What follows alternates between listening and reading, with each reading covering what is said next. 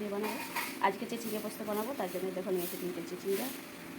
এটাকে ছিললাম, ছিলে বানালাম, বানিয়ে নুন দিয়ে প্রেশার কুকারে চিচিঙ্গাটা সেদ্ধ করতে দিয়েছিলাম। এই দেখো আমার চিচিঙ্গা সেদ্ধ হয়ে গেছে। একটা সিটিও মারতে হবে না, একটা সিটির আগে প্রেশার কুকারটা বন্ধ করে দিতে হবে, নাহলে গলে যাবে বেশি। আমার চিচিঙ্গা সেদ্ধ হয়ে গেছে। আমি কড়াই পেঁয়াজ দিয়ে আমার দেখো পেঁয়াজ আমার লাল হয়ে এসেছে। এবার এর মধ্যে আমি চিচিঙ্গা সেদ্ধটা আমি দিয়ে দিচ্ছি।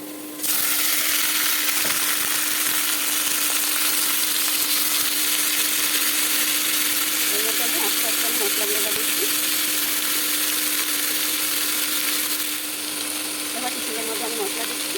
1/2 চামচ আমি দিয়ে দিলাম এর মধ্যে জিরে গুঁড়ো, 1/2 চামচ দিয়ে দিলাম আমি এর মধ্যে লঙ্কা গুঁড়ো দিয়ে আমি চিচিঙ্গাটাকে ভালো করে নাড়বো। হয়ে এসেছে। এবার ওর মধ্যে আমি পোস্ত বাটাটা আমি দিয়ে দেবো।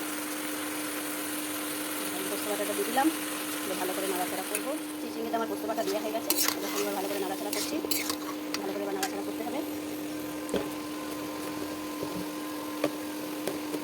দেখো আমার চিচিঙ্গা পোস্ত ভাজা এবার হয়ে এসেছে।